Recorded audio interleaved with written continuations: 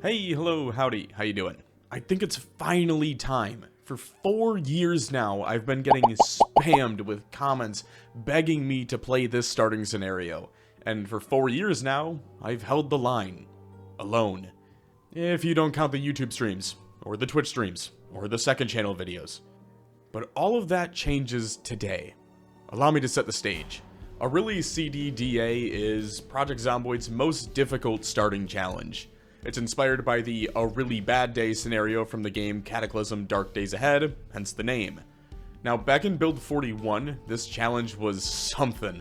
I mean, thousands of zombies, terrible frame rate, and just all-around chaos. But in Build 42 Unstable, IndieStone's been messing with the zombie spawns, so it's kind of hit or miss. I've had runs where no zombies spawn in a 5-cell radius around me. I've also had runs where zombies spawn inside the house. It's a true roll of the dice. And if you want to see any of those runs, you can pop over onto my Twitch where I stream Mondays and Fridays. Not a fan of Twitch? That's totally fine. As of this video, I'm uploading 3 to 5 days a week on the second channel. Okay, enough plugs, back to the challenge. In this starting scenario, you get thrown 6 months into the apocalypse. It's winter, and you just fell out of the shower. How did he still have running water in the apocalypse? Shut up, don't think about it. Not everything needs an answer. Anyway, where was I? Oh yeah. You've been slamming Rumplements all day because you think you're cool. You go to take a shower, wipe out, get glass crammed up your gooch, nice. And above all else, COVID. Or if the sponsor doesn't let me say that, you have bronchitis, but like a 19-style bronchitis. Oh, and one more thing. Everything's on fire. Good luck. Here's the build, here's the character, let's go. Whoa, wait, real quick. Here's a video of my dog living her best Frenchie life. And while you're looking at the screen, I have a sponsored ad at this timestamp. Alright, let's get to it. Just another day in paradise. Am I right, fellas? And statistically, at least 2 ladies? First things first, move the goddamn table.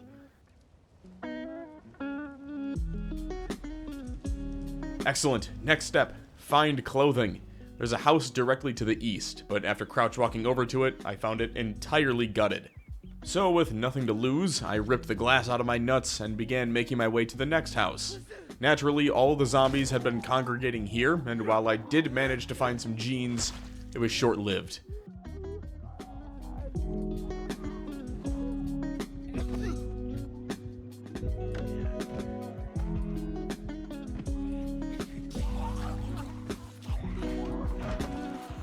You can only do so much with a bloody groin and no clothes, but that's just part of the experience.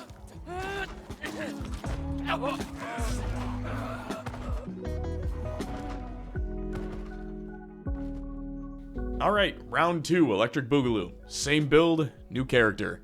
This time, the Zomboid gods blessed me with a bottle of wine and some glasses.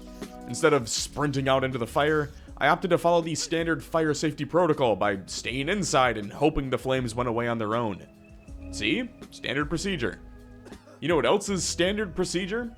Phasing through a zombie, alerting 15 more to your location, and then getting mauled. Good times.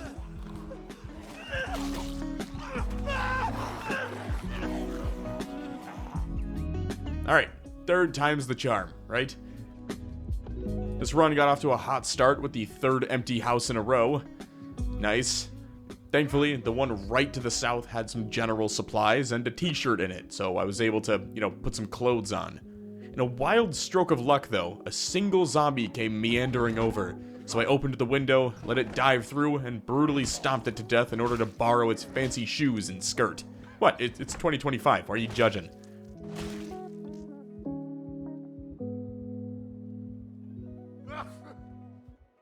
Would you like to see the importance of bandages?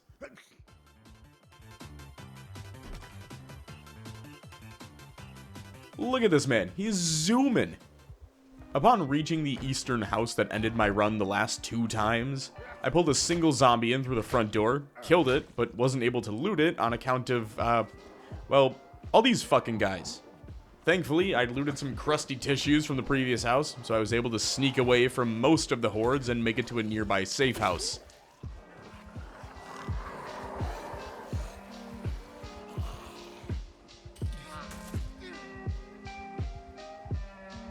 Or so I thought. It seems the spawn fix in build 42.12.3 is to take all those zombies that were swarming the starter cell and just divvy them up across every single house in the nearby area. Granted, we're on the 6 months later preset, but nowhere is safe.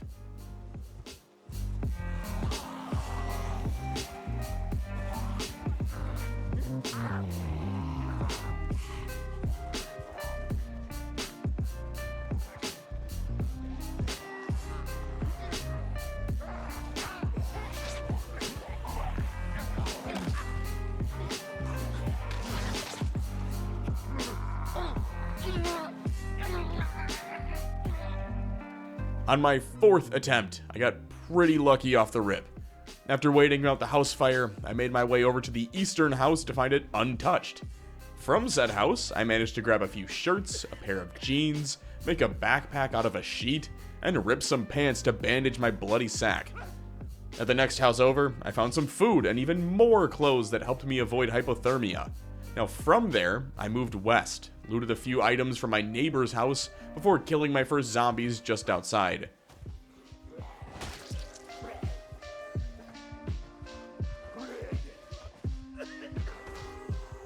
During the whole pushing and stomping escapade, I noticed one zombie holding a duffel bag and just couldn't help myself.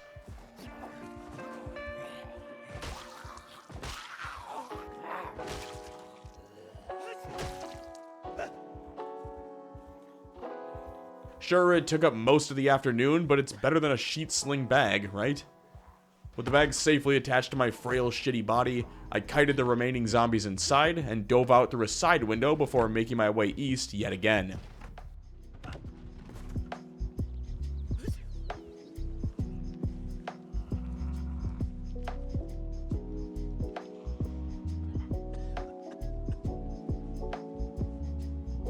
Next on the to-do list, lose the cold.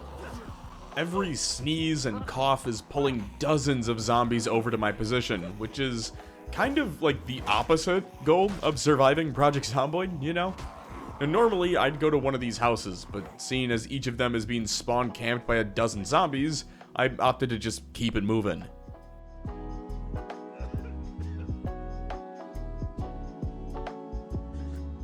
Alright, this is either gonna lead to Terminus or another horde of zombies, and I'm not really sure which is worse. Actually, TGP, you should have just gone to the farm in the north. Actually, shut the hell up.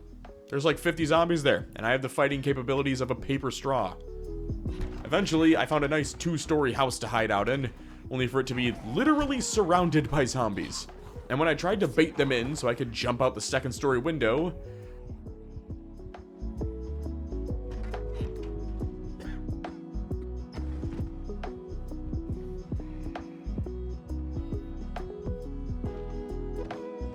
ah, yes, the classic American architecture of interior 2nd-story windows leading down into the kitchen. A staple in every Kentucky household.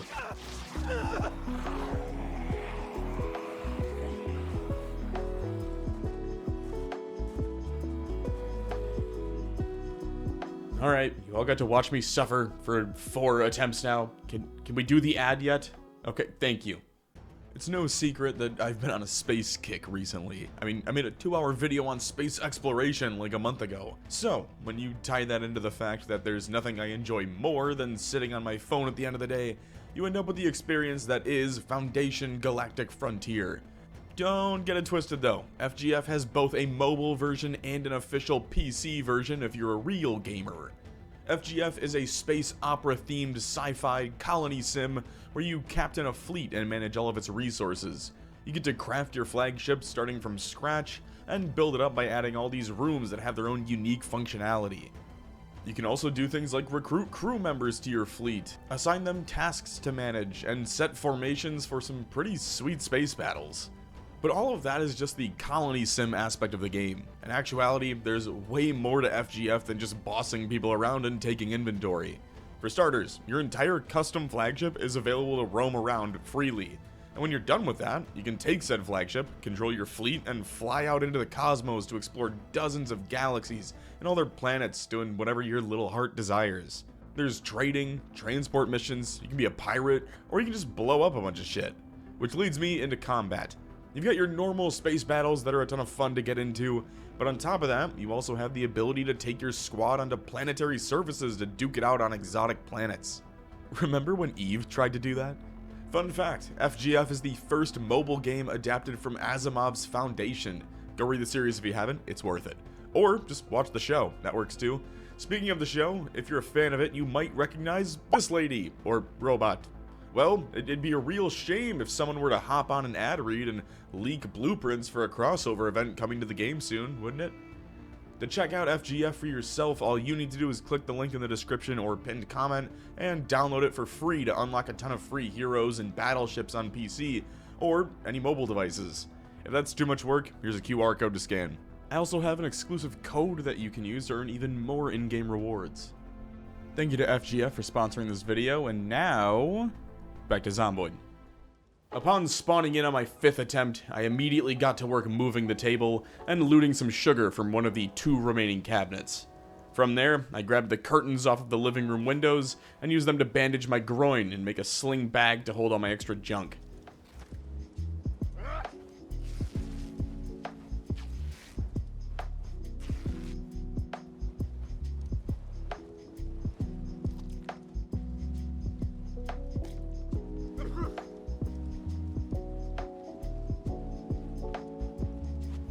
Immediately after ripping out the glass, though, I came face to face with my first zombie.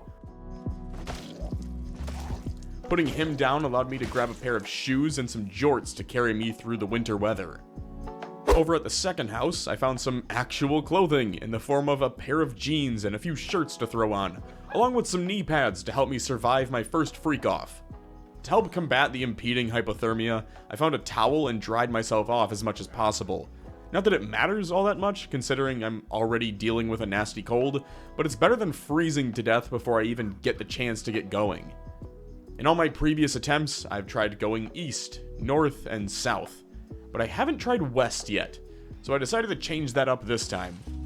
While the first home was completely gutted, I did manage to find a nice 2-story house to sneak into. There's a few pockets of zombies to my south, but as long as I could get inside without drawing too much attention, I should be fine. It's times like this where you gotta thank items like toilet paper and Kleenex for muffling the cough just enough to not draw any extra attention. After looting some ramen noodles from the cabinet, I headed upstairs to find a hat and hoodie, along with a baseball bat that I'm sure I'll use at some point. Unfortunately, I had completely failed to notice the open window in the bedroom. Normally, not a big deal. Unless you run out of toilet paper and let your bronchitis mating call echo throughout the neighborhood, alerting every zombie to your location. Now, thankfully, I managed to sneak through a side window as the zombies broke down the front and side doors and managed to escape back out into the world.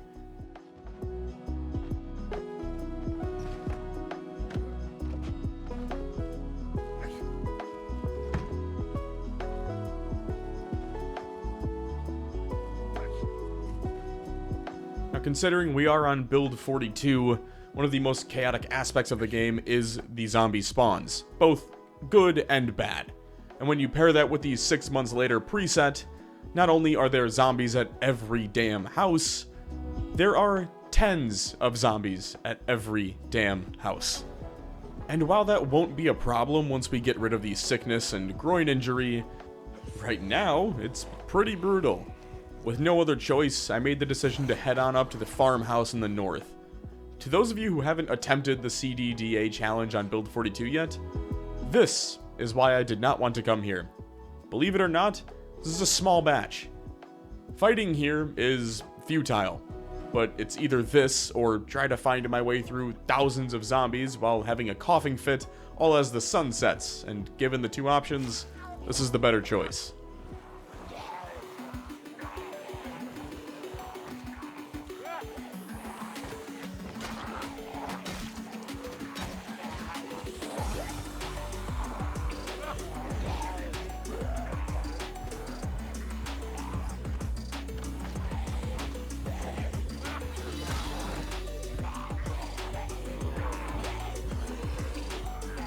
The only downside is not only does it take 1,000 hits to kill a zombie, but when I finally managed to split the horde into 2 smaller groups, I turned around to see another group of zombies walking on over from the animal pens. Since I couldn't brute force my way through here, I came up with a new plan. I'd use the cough to my advantage. Pull the zombies into a giant ball, then kite them west around the animal pens, then equip a tissue, and shuffle my way back into the farmhouse, where I hid in one of the upstairs bedrooms. Using some of the spare food I'd looted the day before, I shoved my face in an attempt to get rid of the nasty cold. Everything was going great. Until the zombies developed a way to silently break down a door and take me by surprise. With my cover blown, I jumped out of the second-story window onto the roof, aimed for the bushes, and nosedived into the ground. It was good while it lasted, I guess.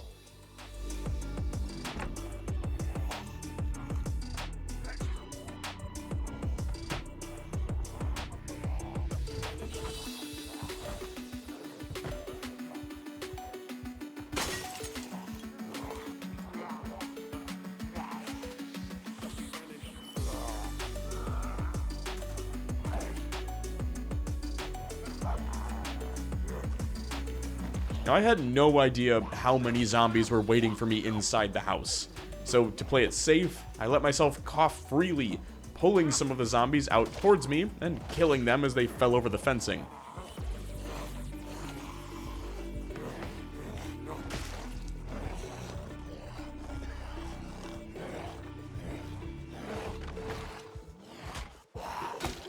Glad to see they still haven't addressed the shove a downed zombie move.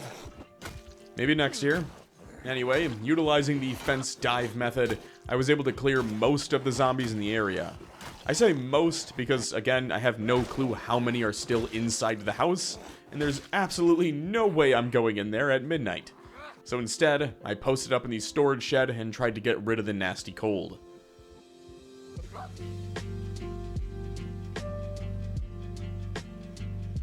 After spending the entire night in a storage shed, I finally pushed back into the farm as the sun rose on day 2.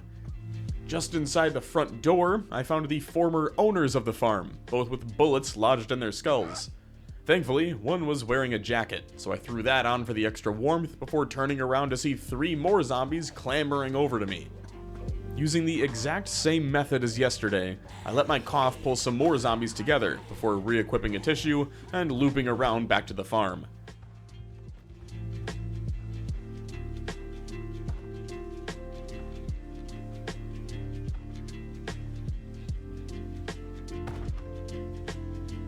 Now all that's left to do is finish off the zombies inside and we'll be safe.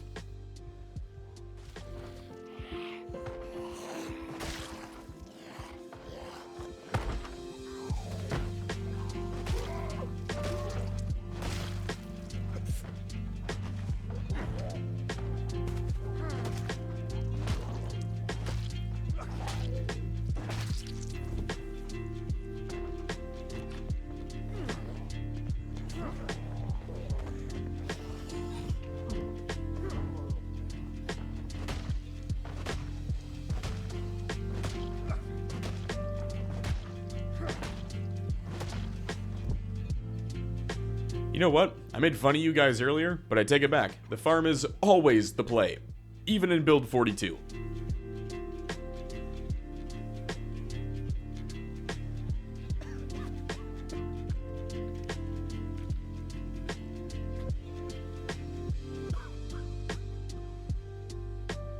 Now all that's left to do is shove my face and hopefully get rid of this nasty cold.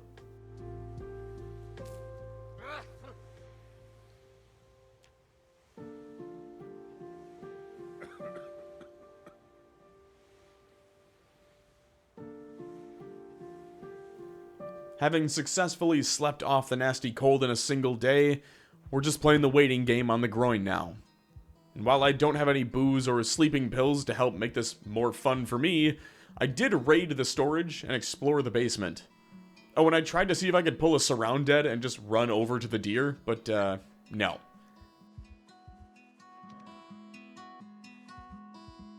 While doing so, I did notice a few zombies patrolling the area, but I really don't want to mess with them until my groin is healed up, so I opted to just hide upstairs for the rest of the day instead. By 8 PM on day 2, the stitched groin had healed up to just a regular scratch, so I cleaned off my soul bandage and slapped that on to try and speed up the healing. In a perfect world, this is fully healed by the following morning, and I'll be ready to get moving.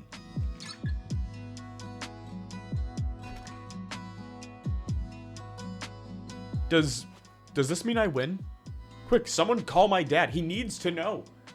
You never realize just how much you miss jogging in this game until you can't do it anymore. God, it's good to be back. Now, I don't have a ton of inventory space, but I did manage to find some fishing supplies in the back room of the farmhouse. Not sure how much use it'll get, but we'll see what we end up with later on. Now that I'm back on solid footing though, I can focus on survival. No groin injury, no debilitating cold, and a couple days worth of food. All I need now is some actual shelter, and I'll be golden. Normally, I'd head back into Muldra and see what I could do, but let's face it, Muldra is a death sentence right now. There's a dozen or so zombies sitting at every single house, not to mention the massive hordes roaming the main streets. But there is a nearby location that I can hit up for some more supplies. I haven't been there in a while, but it'll be interesting to see what it looks like in Build 42. Of course, to get to my destination, I'll have to cross the main highway. Hopefully it's just not completely overrun. While making my way west, I came across Smokey's Saloon and Restaurant. A quick peek through the window told me I was alone, but when I climbed in through said window, talk about a close call. This is where I just couldn't help myself. Either the loot whore or the alcoholic in me took over, and I found myself grabbing any ounce of liquor I could get my hands on before walking out the front door. Sadly, I was too encumbered to justify the extra booze, and ended up dropping it in the middle of the road with plans to come back for it once I had some form of base set up. A depressing way to start the day, but let's be real. If I keep the booze, I'll be exhausted before I even get to the woods.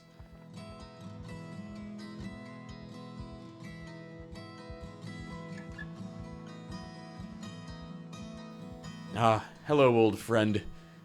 Let's get to it. Now I can't remember the last time I set foot inside the McCoy Logging Co. warehouses. It's been at least a year for me. Certainly not since Build 42 Unstable released, but I'm happy to be back. I have so many fond memories of this place, and with a little bit of luck, it won't let me down. Who am I kidding? It never has, and it never will. But before I get to work looting the place, I've got to deal with all the zombies hanging around it. And now that I can actually fight, I'd very much like to. Well, at least until the muscle strain sets in, at which point it's time to start pulling zombies into the trees.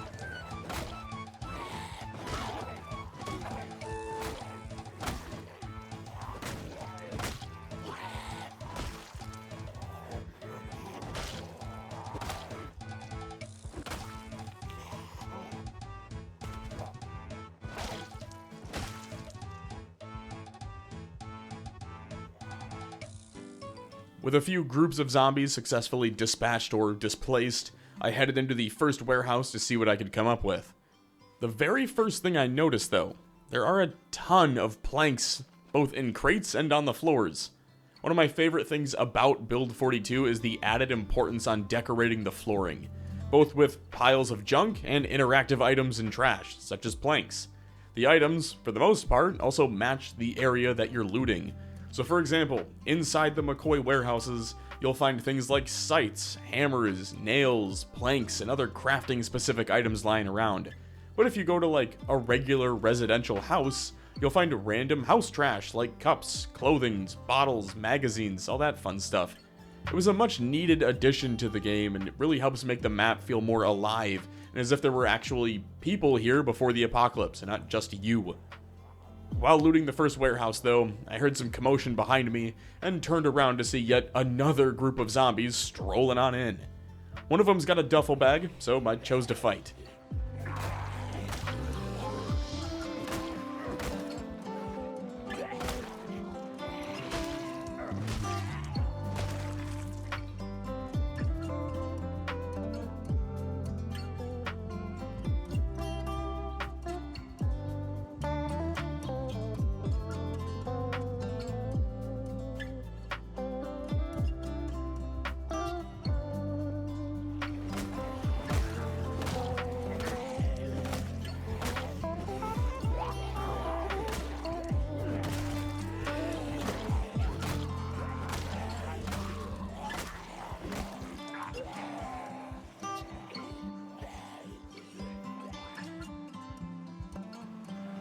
By that evening, I'd already burned through both my short bat and regular baseball bat, all while dealing with some absolutely brutal muscle strain. At this point, I decided to take a risk and begin pulling the remaining zombies up into the northern woods.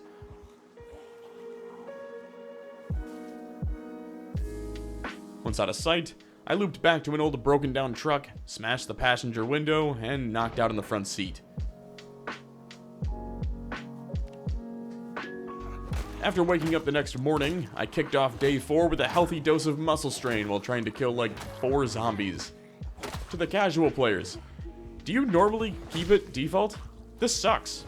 In a standard sandbox playthrough, I feel like I typically set this to like 60% of its default value, but this is just nuts. After taking another 9 swings to get to the center of a zombie skull, I gave up on fighting and got started pulling as many zombies as I could up into the northern woods yet again.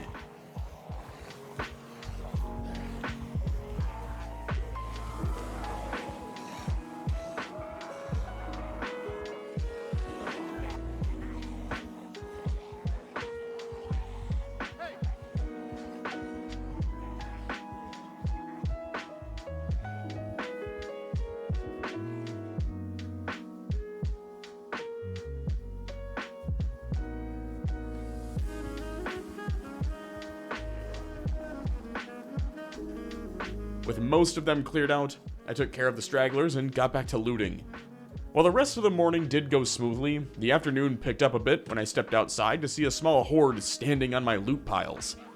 Absolutely no idea when they got here or how long they've been sitting out here, but they can't stay. They have to go home. No sleepovers tonight. You're going home. Considering the exertion and lack of weapons on my person, I think it's about time to ship them off to the Lorax. Or the Viet Cong, I don't know, you choose.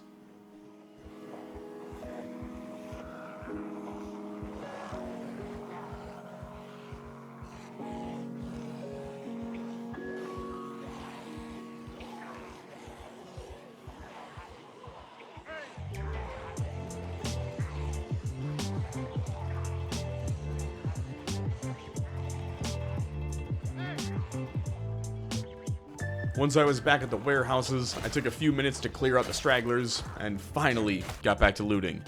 Now this wasn't everything, but I did manage to loot most of the first warehouse, so here's the haul.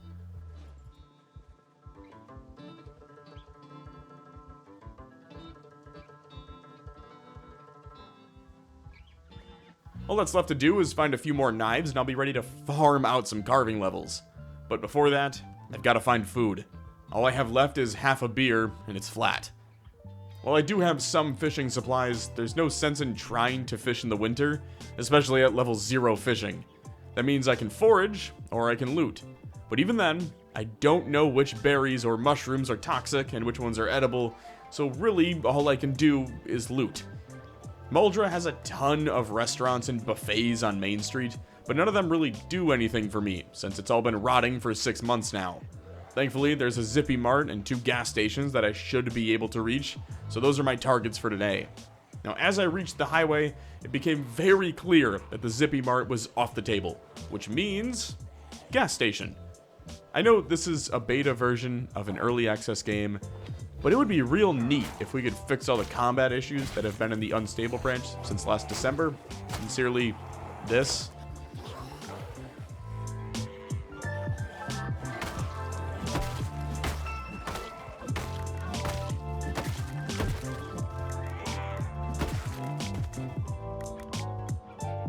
Ah, great, hold on. This was the problem. This fixes everything, guys. We're good.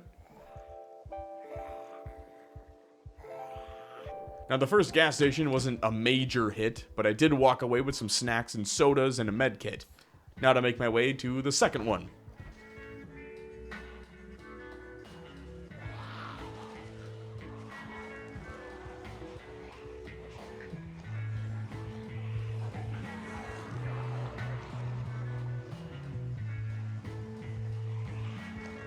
Oh, okay. The old Snow Disappearing Act. A Kentucky classic. Yeah, that's just not even worth it. You know what is, though? How about half a harvest of watermelon and pumpkins? We love a good old-fashioned December harvest.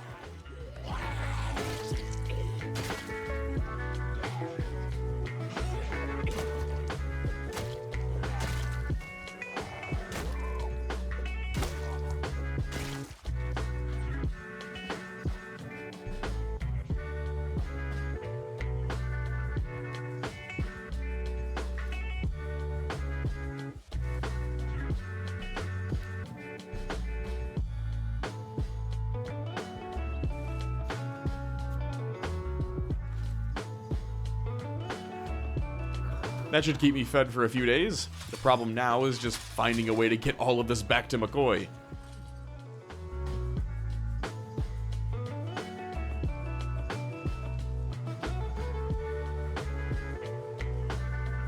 You know, most people don't know it, but I'm actually the guy Green Day wrote that song about. True story. Now that I don't have to worry about food for a while, I can get back to the important things, like looting more warehouses. There's still several to hit up, and each of them is heavily guarded by tons of zombies. Well, this is a bit depressing. What once was a beacon of loot for Muldra spawners has now been fully reduced to plank crates. No crowbars, no paint, no antique ovens, no hammers, just planks. And to make matters worse,